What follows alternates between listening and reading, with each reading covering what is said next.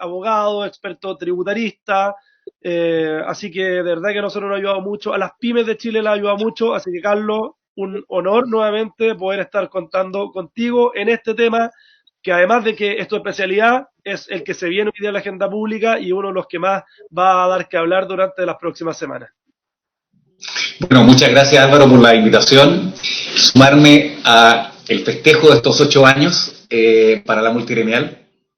Recordar por qué partió esta multigremial hace 8 años atrás. Nos encontramos en el año 2014 y también el año 2014 estábamos enfrentando una reforma tributaria que era extremadamente dañina para las pymes. Y fue una necesidad que los gremios de todo Chile se unieran para detener ese daño que se le estaba ocasionando a las pymes. Y sabemos que eso tuvo resultado el año 2016, en que hubo 33 mejoras a ese proyecto del año 2014.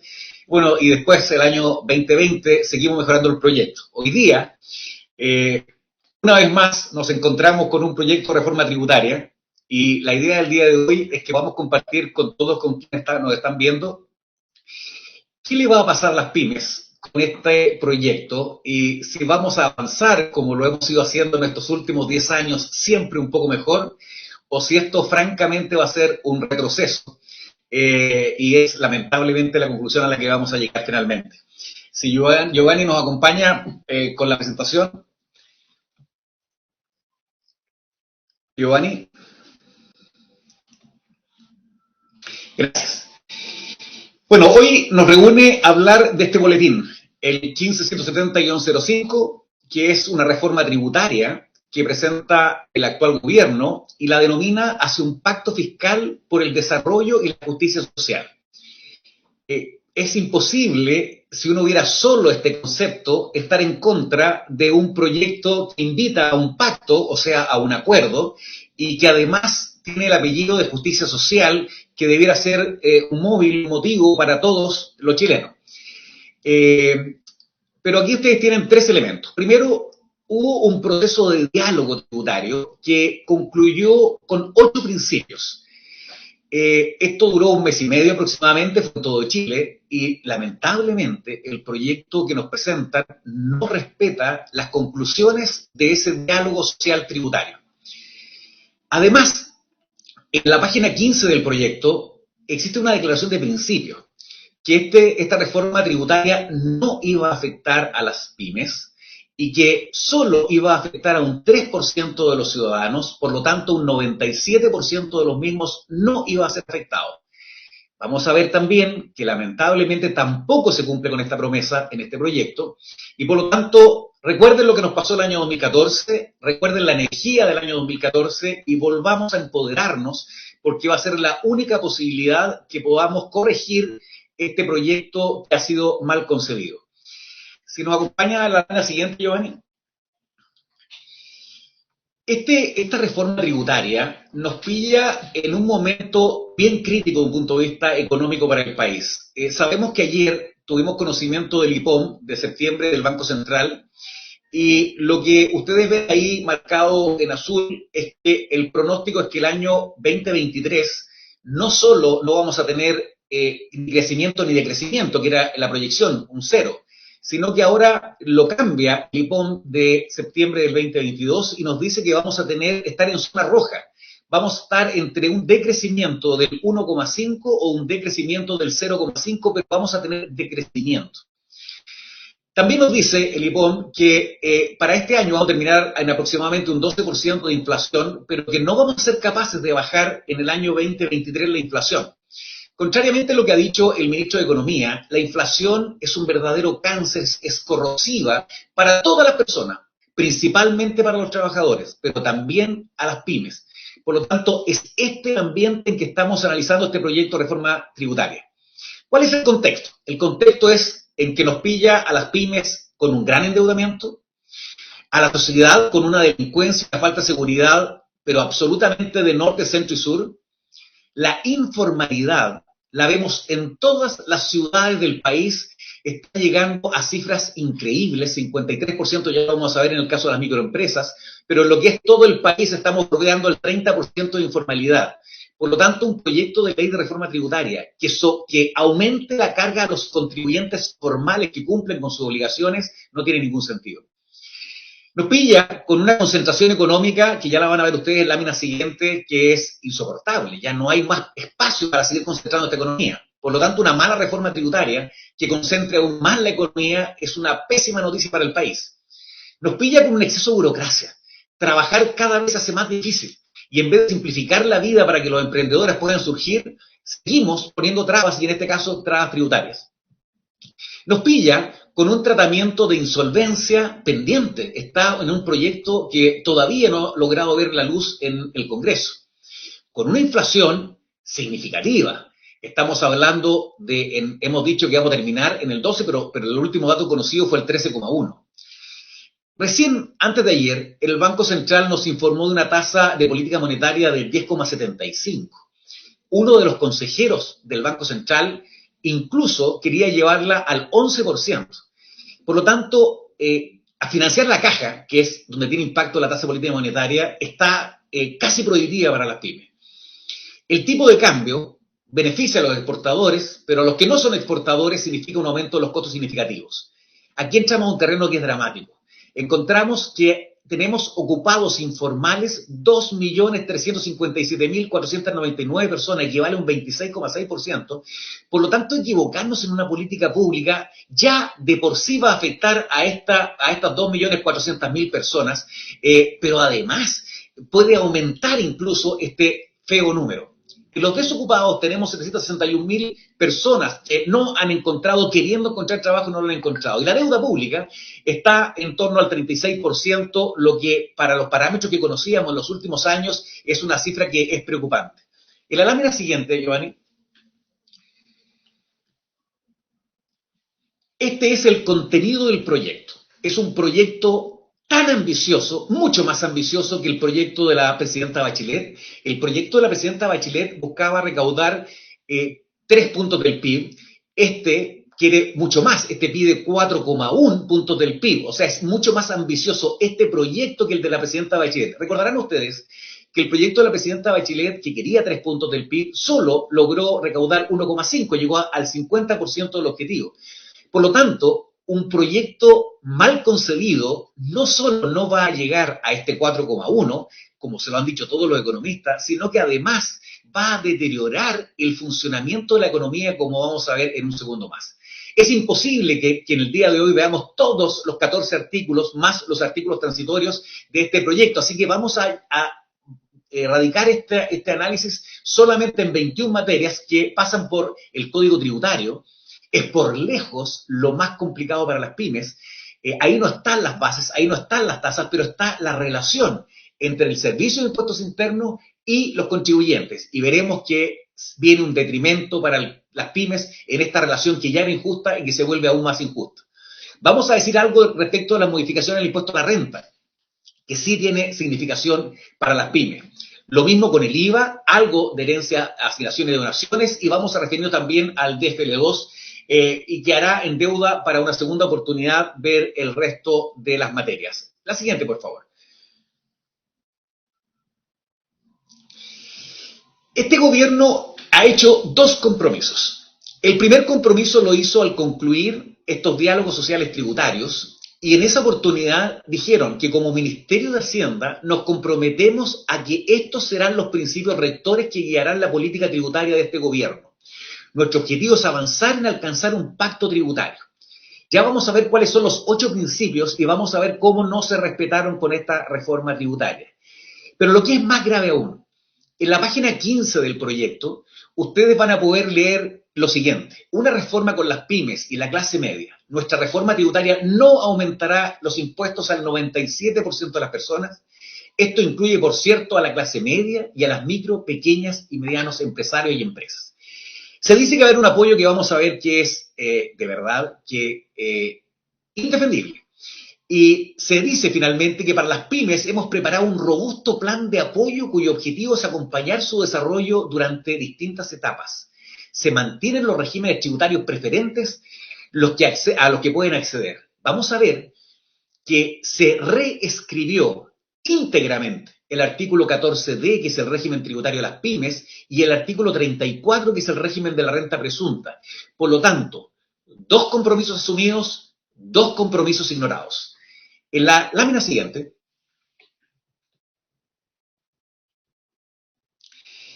ustedes pueden ver en esta lámina cuáles fueron las conclusiones de estos diálogos tributarios. El primero de estos principios que se iban a perseguir en este pacto era la progresividad y la equidad. Esto significa que el que tiene más paga más y que 2 personas que ganan lo mismo, en definitiva, tienen que pagar lo mismo. ¿Y dónde está dentro del proyecto la informalidad, que como les señalé, se está llevando casi el 30% de la economía? Vamos a ver que lo que se modifica de las normas de antielusión y evasión básicamente van respecto de los contribuyentes formales, pero la informalidad no hay incentivo salvo uno inferior, que ya lo vamos a ver en un segundo más. Y recuerden esta palabra, incidencia tributaria.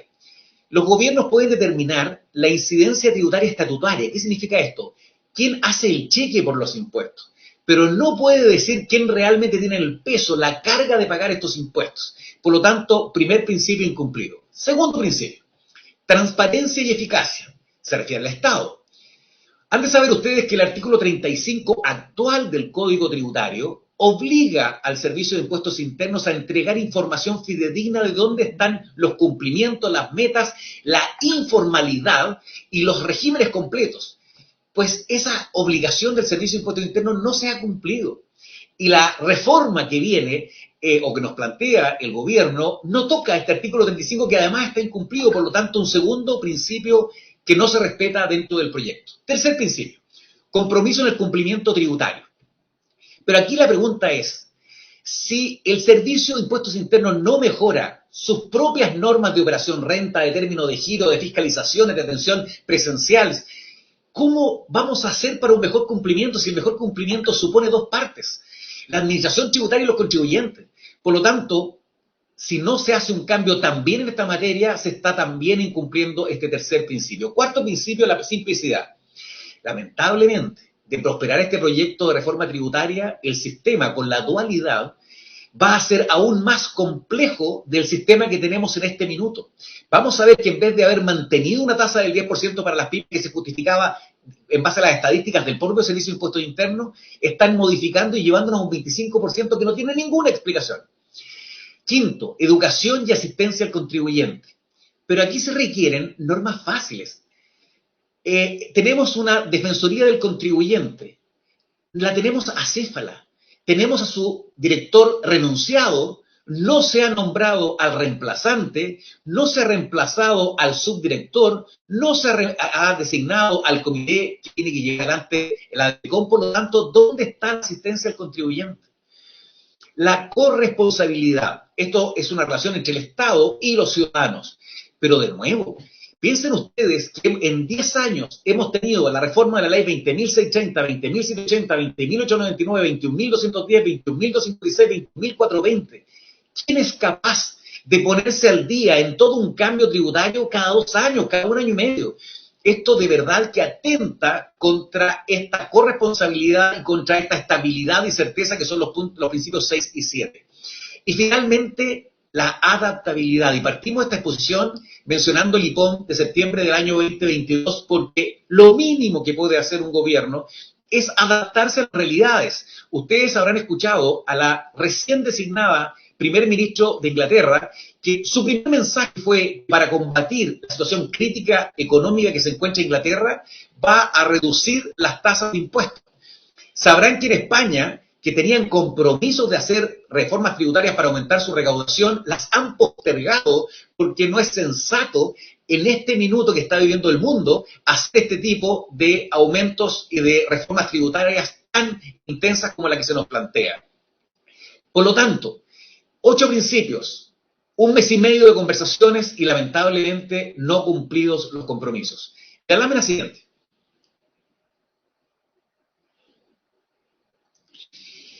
Esta es la última información que tenemos del Servicio de Impuestos Internos.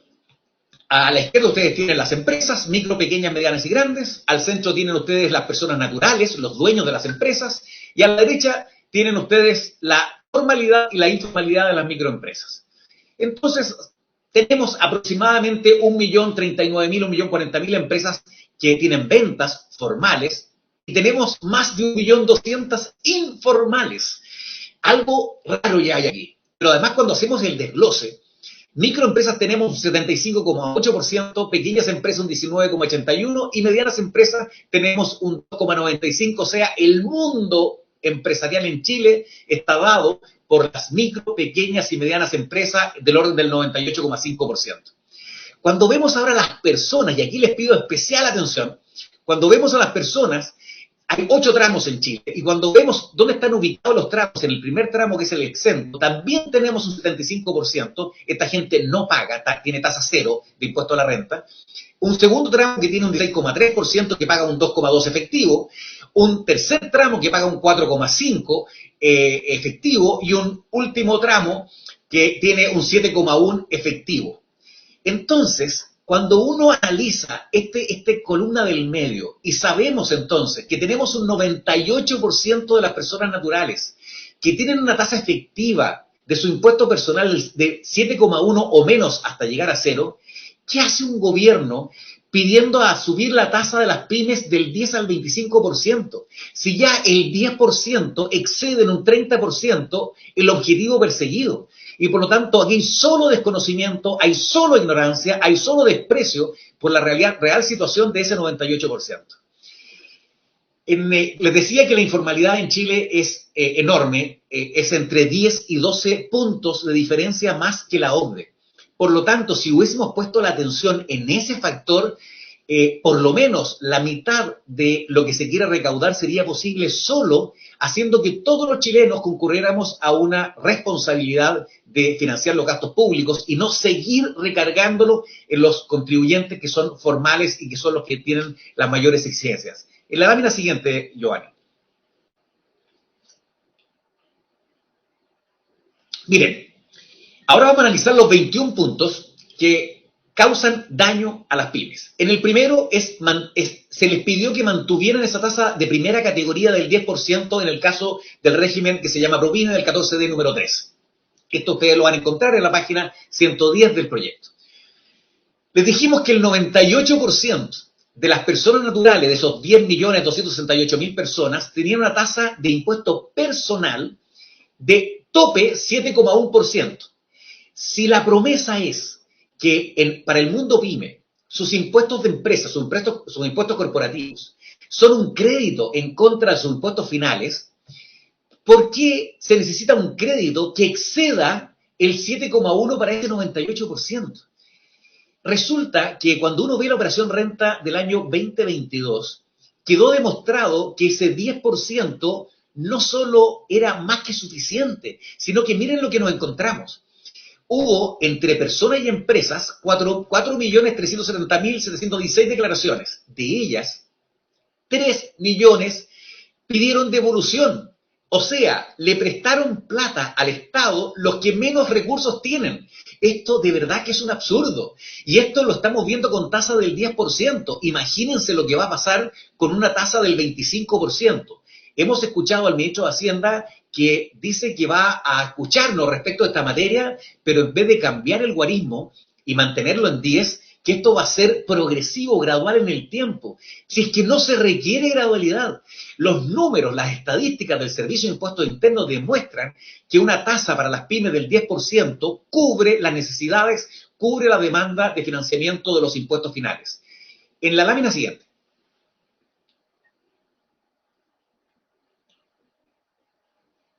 Les decíamos que el artículo primero de esta reforma tributaria reglamenta la relación entre el Servicio de Impuestos Internos y los contribuyentes.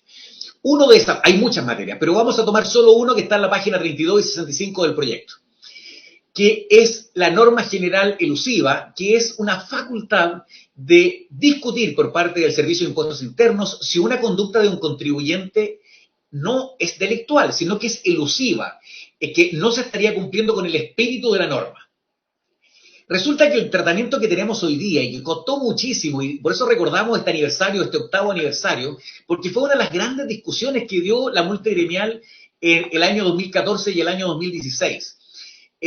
logramos que la determinación de si hay ilusión o no hay ilusión esté en sede de un tribunal tributario y aduanero, para que haya una igualdad entre el servicio, una mínima igualdad entre el Servicio de Impuestos Internos y los contribuyentes. Pues ahora se nos plantea un cambio de sede y quien va a determinar en primera instancia si hay ilusión o no hay ilusión va a ser el propio Servicio de Impuestos Internos. Ya tuvimos esto. Ya conocimos cuando el Servicio de Impuestos Internos era juez y parte, y en el tiempo que Ricardo Escobar era director del Servicio de Impuestos Internos, logramos la creación de los tribunales tributarios y aduaneros, que ha sido una tremenda ventaja, una tremenda mejora para la relación entre contribuyentes y la administración tributaria. Pero ahora el proyecto vuelve atrás. La carga de la prueba, ¿qué significa esto en simple? ¿Quién tiene que probar? La introducción del proyecto dice que tiene que probar el servicio, que no se cambiaría esta norma que tenemos hoy día. Pero cuando uno va al articulado del proyecto, resulta que derogaron, eliminaron eso en el 100 bis. Por lo tanto, una cosa es lo que nos dicen en la introducción y algo distinto es lo que nos están diciendo en el articulado. Las multas asociadas se elevan hasta un tope de 177 millones de pesos. Cuidado, esto puede ser la ruina de muchos de ustedes si es que tuviera, si se mantiene este aumento de multas en el proyecto. Los plazos de prescripción. Sabemos que los comerciantes, los empresarios, tienen esta obligación de mantener 6 años la información financiera y tributaria en su poder y después ya no están obligados. Pero resulta que ahora cambia esto y el plazo de prescripción para discutir si hay ilusión o no hay ilusión se toma desde el último acto. Por lo tanto, ya nos recuerda un esquema tributario que hizo hace algún tiempo atrás el Servicio de Impuestos Internos, en que decía que una operación que tomó 16 años entre el primer acto y el último acto era elusiva y por lo tanto uno tendría que guardar 16 años de documentación. ¿Cómo se va a poder defender uno? El piso. En esa oportunidad del año 2014-2016 dijimos que si esto es tan potente en contra de un contribuyente, que cuando lo que se esté discutiendo no sea significativo y se fijó en 250 UTMs, no podía el servicio hacer uso de esta herramienta tan potente. Van y la eliminan. El principio de especialidad. Acordamos el año 2014 y 2016 que o el servicio aplica la norma general antielusiva o la norma especial antielusiva, pero no podía aplicar ambas. Lo derogan y hoy día nos podríamos encontrar en que podrían estar cobrándonos impuestos, las multas de la norma especial antielusiva y las multas de la norma general antielusiva. O sea, esto no tiene límite. Y la responsabilidad del asesor.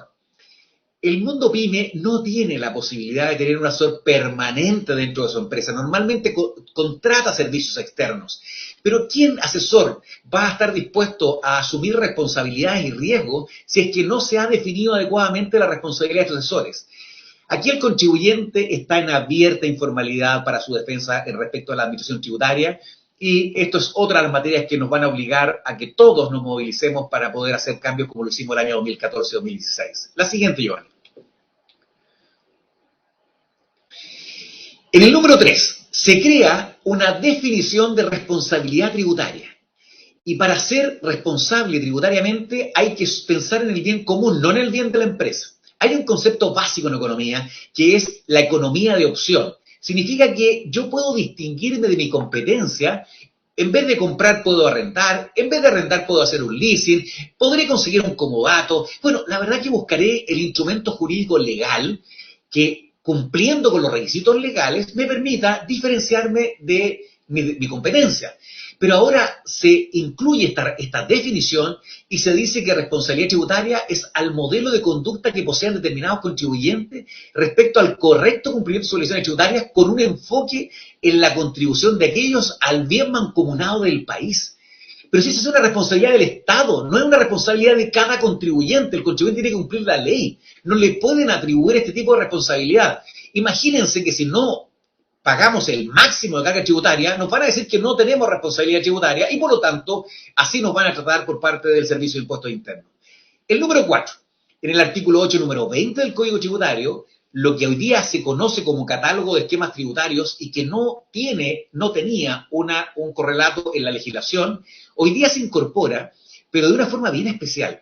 Se reconoce que está en línea con los planes de fiscalización, o sea, que los fiscalizadores lo van a ocupar, pero se le niega el carácter de acto administrativo, por lo tanto, si uno quiere discutir la procedencia, la legalidad de uno de los elementos del catálogo de esquemas tributarios, no lo va a poder hacer, puesto que como no tiene la característica de acto administrativo, sirve para que nos fiscalicen, pero no tenemos la posibilidad de poder cuestionar su existencia. Otra de las materias que tendremos que cambiar. La siguiente, Giovanni. Multijurisdicción. Aquí, si ustedes tienen domicilio en Arica o en Punta Arenas y los quiere el servicio fiscalizar, los tiene que fiscalizar en Arica o en Punta Arenas, según ustedes, cuál sea el domicilio de ustedes. Bueno, quieren modificar esto y ustedes lo van a encontrar en las páginas 34 y 51 del proyecto y quieren que cualquier entidad de cualquier ciudad del país los pueda fiscalizar. Es cierto que les permiten que ustedes se defiendan digitalmente, pero materia tributaria es extremadamente compleja. Se requiere muchas veces estar presencial para explicar y con documentos y con antecedentes por qué se actuó de una forma o se actuó de otra. Por lo tanto, piensen ustedes el riesgo de que se centralice en Santiago temas determinados que hoy día lo estamos viendo en regiones. Piensen lo complejo que se hace la defensa administrativa de los contribuyentes. Piensen ustedes en la posibilidad de criterios distintos según si me fiscalizaron en Punta Arenas o me fiscalizaron en Arica. El criterio puede ser perfectamente distinto. Por lo tanto, esto es otro de los elementos que nos perjudica y que tendremos que trabajar en conjunto para que finalmente no prospere en el proyecto. En el número 6, la tasación. El Servicio de Impuesto Interno tiene la facultad de, si hemos hecho un contrato y estima que ese contrato tiene un valor, le hemos puesto un valor inferior al de mercado, puede cuestionar ese valor y decir que tenemos que tributar en base al valor que correspondería al de mercado. Y hoy día yo puedo demostrar con otras compraventas, hoy día tengo libertad de probar si ese valor es de mercado o no es de mercado. Y ahora se nos quieren plantear 4 fórmulas. El método de flujos de caja de contado, el método relativo de múltiplo, el método de valor contable ajustado o otros métodos de evaluación que requieren peritos. Esto lo hace la gran empresa, es cierto. Pero ¿por qué traen conceptos de la gran empresa al mundo de las pymes? Ya dijimos que somos el 98,5% de los contribuyentes de este país y quieren aplicarnos principios que ocupa el 1%, el 1 y fracción al resto del país. Entonces, nuevamente, estamos retrocediendo en todo lo que habíamos avanzado en estos 10 años en este proyecto y que ustedes tienen la obligación de comprometerse para que esto no sea finalmente lo que se logre por parte de este proyecto. La siguiente, por favor. Esto es de verdad indignante, el número 7. Hasta el año 2014, a las pymes se les aplicaba las normas de relación, o sea, vincular un contribuyente con otro, que se le aplicaba la ley 18.045 a las empresas más grandes del país. Ni siquiera estamos hablando de las grandes, estamos hablando de las que se transan en bolsa. Bueno, el gobierno de la presidenta Bachelet entendió que esto era un error que claramente no tenía ningún sustento y por lo tanto se eliminó la aplicación de esa ley, la 18.045, y se hizo una norma especial de relacionamiento para las pymes que nos puede sacar del régimen. Es muy importante esta norma de relación. Pues bien, en el proyecto ahora viene incorporado dentro de la norma de relación una letra H, en el artículo 8, número 17, letra H, que dice lo siguiente: las personas, sociedades, fondos o entidades que el servicio, mediante resolución fundada, califique como tales cuando fuera de los casos previstos en los literales precedentes, se presume la existencia de actuación conjunta o unidad económica en virtud de su relación de parentesco. Las pymes están todas vinculadas por parentesco, son empresas familiares. Su situación patrimonial, ¿de dónde creen ustedes que se financian los emprendimientos? La unidad de administración, pero si esto es lo que vivimos todos los días. Y o gestión o dependencia económica, pero si el que parte en una familia, claro que depende del resto. Y después dice que contra la resolución que declare a dos partes como relacionadas procederá el recurso establecido en el artículo 123, 8 años para tener respuesta. ¿Qué es lo grave de esto? Es que dicen que nos van a respetar un régimen PYME que ganamos el año 2016 y que se mantuvo y se mejoró el año 2020, pero se incorpora esta norma que quedamos expuestos a que el Servicio de Impuestos Internos determine que sumando con otra persona ya no teníamos derecho a este régimen y por lo tanto nos saca con efecto retroactivo. Esto es peligrosísimo. No han tomado conciencia del daño que esto significa, del retroceso que esto significa y por lo tanto tenemos que preocuparnos de esta materia. En el número 8, el denunciante anónimo.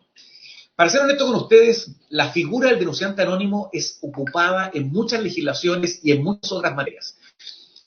Por lo tanto, en principio no estamos en contra de la institución, pero de lo que estamos en contra es que un competidor pueda hacer una denuncia anónima, maliciosamente falsa, que pueda destruir nuestra empresa y que su única sanción sea una multa.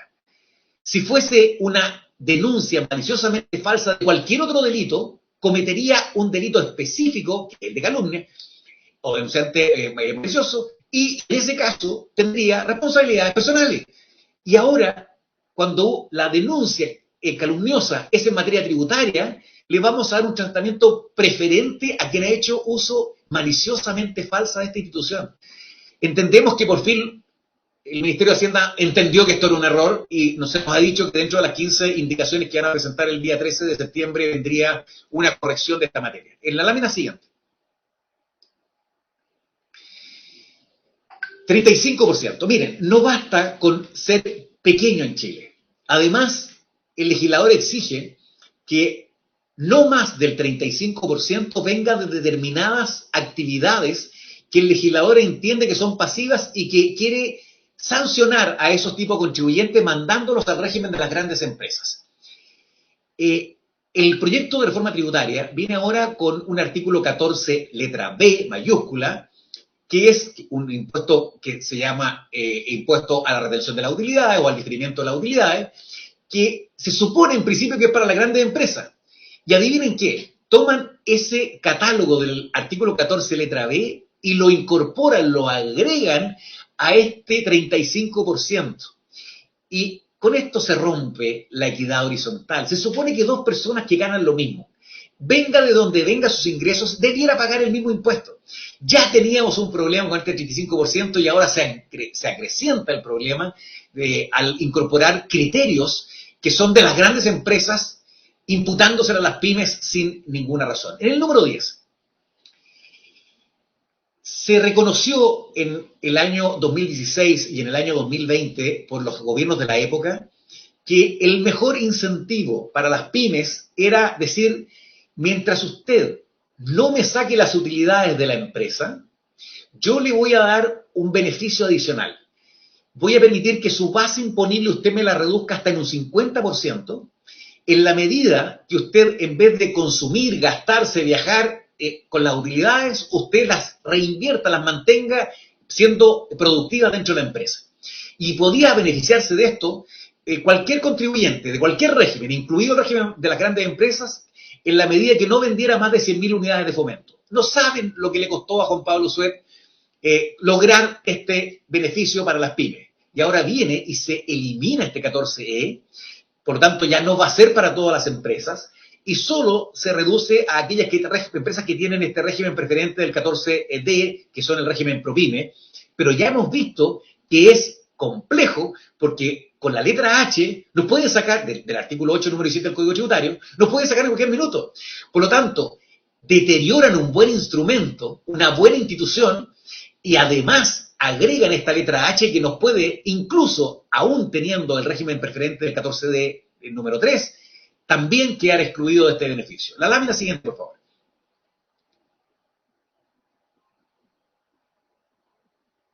Giovanni, ahí está. Miren, les dije al principio que la informalidad era un tremendo problema. Cuando estaba presidente don Ricardo Lagos, dictó una ley, la 19.749, que se llama las microempresas familiares, las MEF. Y además nuestro código de la renta en su artículo 22 al 28 tiene un sistema simple que lamentablemente ocupa poca gente. Y la ocupa poca gente porque tiene una vinculación con el Servicio de Impuestos Internos, pudiendo tener una vinculación a través de las municipalidades. No en todas partes hay una oficina del Servicio de Impuestos Internos, en cambio, en todos los municipios hay una municipalidad y por tanto ese es el vínculo más cercano con la autoridad. Se les dijo a este gobierno hasta el cansancio que si queríamos formalizar a las personas, aquí estaban los instrumentos. No van a encontrar en la reforma tributaria ninguna referencia al artículo 22 y el 28, no van a encontrar ninguna referencia a la ley de microempresas familiares del presidente Ricardo Lagos, lo que es farrearse una oportunidad de haber aumentado la formalización de las empresas en Chile. En el número 12, Este es el único elemento que trae la reforma tributaria para incentivar voluntariamente la formalización. Y se le dice a una persona que es un contribuyente de IVA, que hoy día está informal, por lo tanto no paga nunca IVA, no paga renta, y se le dice, mire, cámbiese y venga a la formalidad y yo por 3 meses le voy a perdonar el crédito IVA de su actividad. Pero si esa persona ya no estaba pagando IVA, no estaba pagando renta, ¿dónde está el incentivo de estos 3 meses? Que los 3 meses siguientes se reduce al 50% y del mes 7 al mes 12 baja un 25%. Muy mezquino. No hay relación del problema que es la informalidad en relación al mísero instrumento que se aplica para poder fomentar o incentivar que las personas pasen de la informalidad a la formalidad. Siguiente, por favor. En el número 13, ¿saben ustedes que cuando Chile tuvo problemas severos de falta de habitaciones, como tenemos hoy día con 700.000 carencias de soluciones habitacionales, se dictó este decreto con fuerza ley número 2 que tenía por finalidad que las personas se interesaran en invertir sus recursos para fomentar la construcción de casas? Primero no tenía límites. Después, ahora recientemente, se redujo a solo 2 bienes del DFL2 con este tipo de beneficios. Y el proyecto ahora viene y elimina la exención de este ingreso. Por lo tanto, aquí van a pasar 2 efectos. Aquella persona que guardó sus ahorros para invertirlo en un DFL2 y que lo tiene como un ingreso para poder subsistir, ahora va a tener que tributar. Pero también significa que aquellos que estaban arrendando estos DFL2, lo que va a pasar es que el costo va a aumentar, por esto que les dije al principio de la incidencia tributaria. Entonces, para recaudar muy poco, se causa un daño muy significativo y entendemos que está pensando Hacienda en corregir, aunque sea parcialmente, este error que denunciamos como número 13. El número 14. Hay algunas cosas que yo le he dicho que son especialmente indignantes. Esta es una de ellas. El año 2016 logramos, la multigremial logró, que se estableciera un criterio distinto para las pymes respecto del concepto gasto tributario. El gasto tributario tiene 5 elementos, los fiscalizadores del servicio son muy exigentes respecto a esos 5 requisitos, pero logramos que se incorporara la siguiente frase, que cuando los gastos eran para el 14D número 3, o sea, el régimen de las pymes, tenía el servicio que considerar la naturaleza pyme de las empresas acogidas a este régimen. ¿Qué significa esto? Que el estándar tenía que ser distinto. Aunque en la página 15 del proyecto se dice, en un compromiso incumplido, que se iba a respetar el régimen de las pymes, en la página 87 y 88 del proyecto se borra con el codo lo que se escribió con la mano y se elimina y considerando la naturaleza pyme de las empresas acogidas a este régimen, con lo que nos costó incluir esto. Este proyecto va y lo elimina. Lámina siguiente, por favor.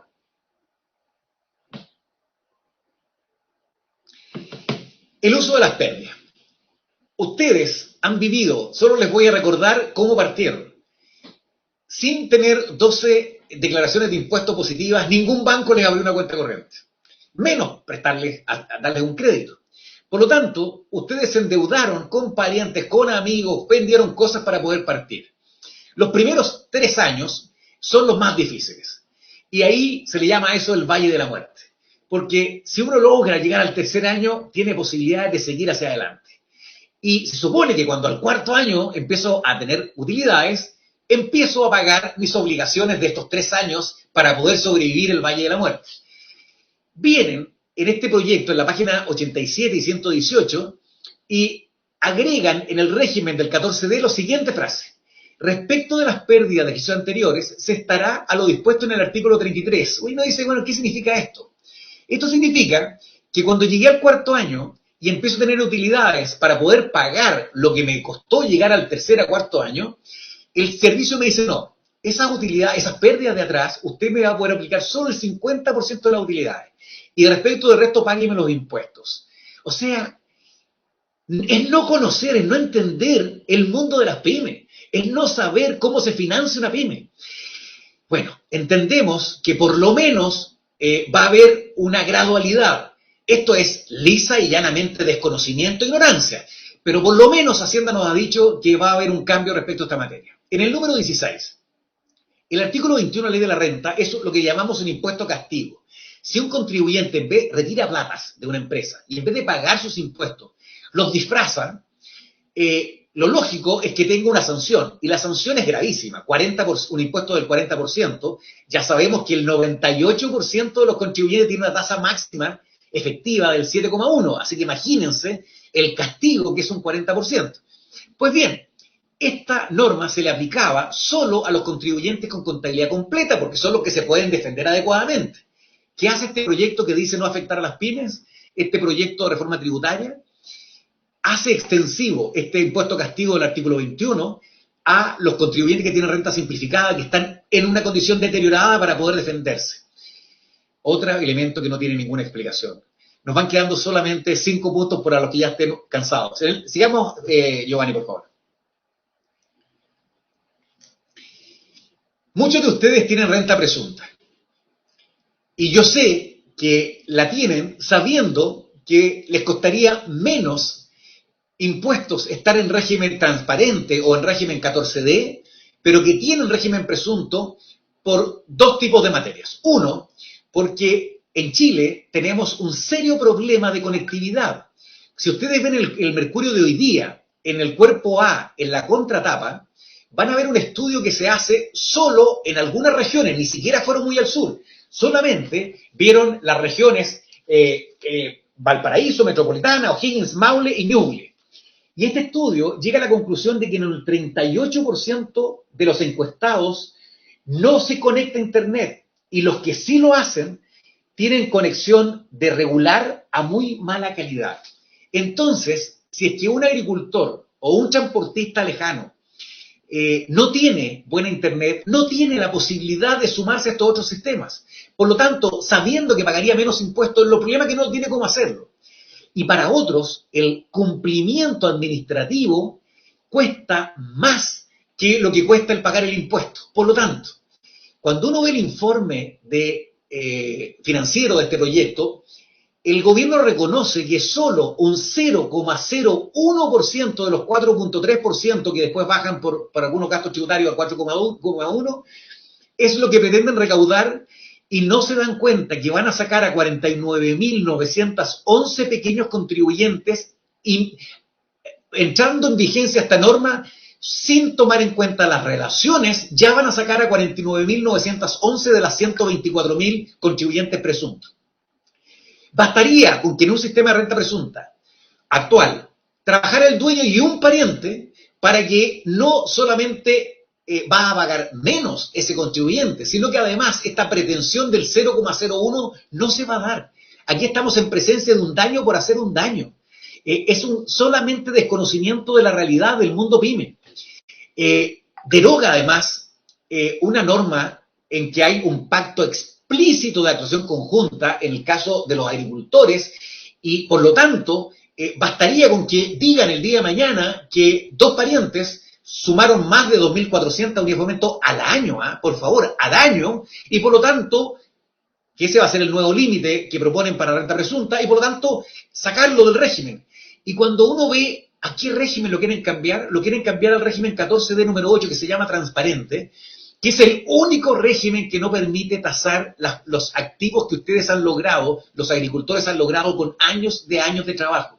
O sea, han mejorado el predio, lo han hecho que tome mayor valor, y la propuesta es que los mandan a un régimen que no va a permitir que ustedes tasen adecuadamente para tenerlo como costo el día que lo vendan.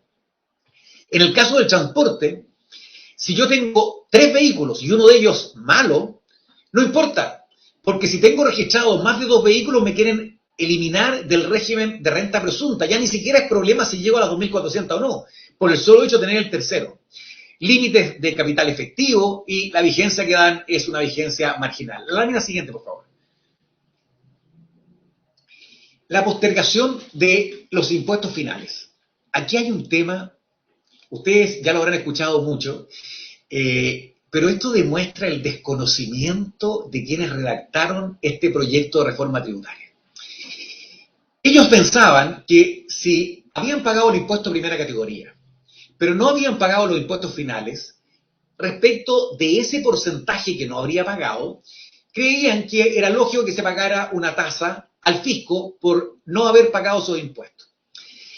Pero cuando determinan la base sobre qué se aplica este impuesto, la aplican sobre el 100% de lo diferido, en circunstancias que la mayor parte es de los contribuyentes y la menor parte del fisco. En el caso de las personas naturales pymes, el 98% está bajo el 7,1%. Por lo tanto, de 100 pesos que no se han retirado, 93 pesos son del contribuyente y solo 7 pesos son del fisco. Pero no encontraron nada mejor que cobrar sobre el 100% del monto. Entiendo que esta es otra de las materias que ya entendieron que se equivocaron y que lo quieren modificar, pero entiéndanme, presentan un proyecto con todos los errores que les he señalado.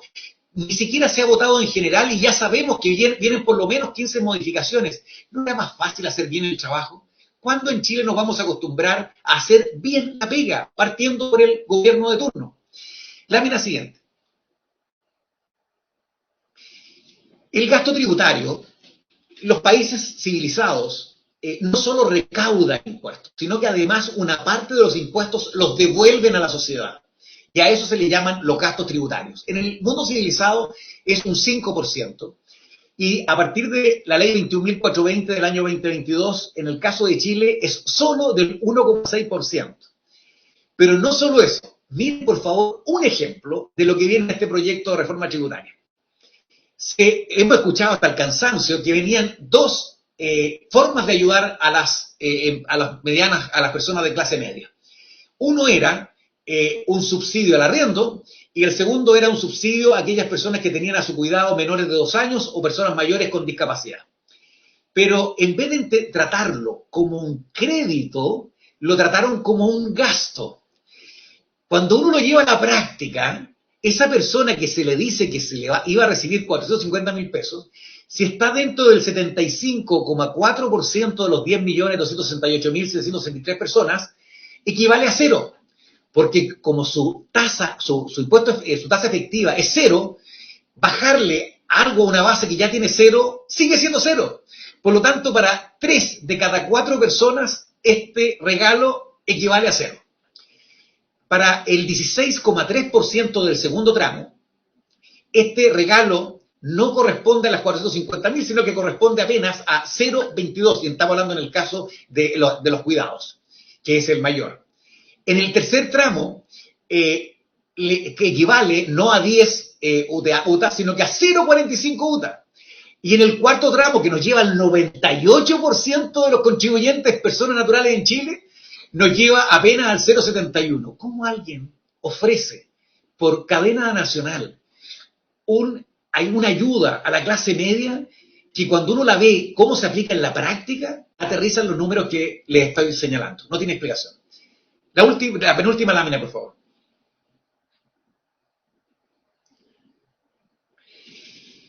El término de giro. Cuando yo les señalé que muchas empresas pymes no soportan estos 3 primeros años para llegar al Valle de la Muerte y lamentablemente tienen que cerrar. Y lo lógico es que cerráramos muy rápido el proceso para poder partir nuevamente. Si a Chile no le sirve una persona en el suelo, a Chile le sirve una persona que se levanta y que vuelve a emprender y que vuelve a emprender. Pero para poder hacer eso, tiene que hacer un término de giro. Y le dijimos hasta el cansancio, hagan un término de giro rápido y la responsabilidad de los contribuyentes que dure los plazos de prescripción del artículo 200. Ni siquiera 6 meses, 3 años y se acaba el problema. Pero no, se toman 6 meses el servicio de impuestos internos para que una persona que no le ha ido bien en un emprendimiento pueda hacer el término de giro para comenzar nuevamente. ¿Qué va a significar esto en la práctica? Esto es un incentivo para que uno o sea un nuevo informal o tenga que hacer lo que hace mucha gente, que actúa a nombre de otra persona. ¿No era más fácil hacer un término de giro rápido y ver las responsabilidades con posterioridad? Esta es una norma que va en el sentido contrario de lo que necesita el país. Y la última de las 21 normas que les queríamos comentar, la penalidad tributaria. Volvamos a la página 15 del proyecto cuando dicen que no se iba a tocar al 97% de los contribuyentes. Resulta que en las páginas 55 y 56 se cambian las conductas delictuales tributarias, se aumentan las multas y las penas, Se incrementan las acciones accesorias. Y uno se pregunta, ¿tiene lógica esto? Aplicárselo exactamente igual a las microempresas, a las pequeñas empresas o a las medianas empresas. Si el objetivo era ese 3%, ¿no es más lógico ir tras ese 3% y no meter en el mismo saco a todos los demás? Esto es de la mayor gravedad. Por favor, tómense el tiempo y lean los artículos, las páginas 55 y 56 del proyecto para que se den cuenta cómo puede haber persecución penal tributaria en contra de los contribuyentes. La última lámina, por favor. Bueno, ¿y cuál es el remedio para todo lo que le he señalado? El remedio es algo similar a lo que hicimos el año 2014 cuando surge a la vida la multigremial. El remedio es que haya unidad de los gremios y coordinación de los gremios. El remedio es que haya más relación con las bases. No sirve lo que están escuchando hoy día, que se vayan a sus casas o se queden en sus casas con esta información y no la compartan. Tampoco sirve que no sean verdaderos faros de la ciudadanía, que ilustren ustedes a sus ciudadanos, a la gente de sus respectivas ciudades respecto de lo que está pasando. Hay que tener mayor relación con la autoridad y especialmente con los diputados y senadores. Ustedes tienen la posibilidad de ir a donde sus diputados y senadores y explicarles el grave error que significa este proyecto de reforma tributaria y que lo arreglemos entre todos. Y, por último, sé que están cansados, sé que venimos saliendo de un esfuerzo tremendo para que el día 4 de septiembre pudiéramos haber salvado este país. Pero lamentablemente tenemos que tener aún más trabajo y aún más responsabilidad si queremos que errores como este de la reforma tributaria no dañen a todo el país. Muchas gracias.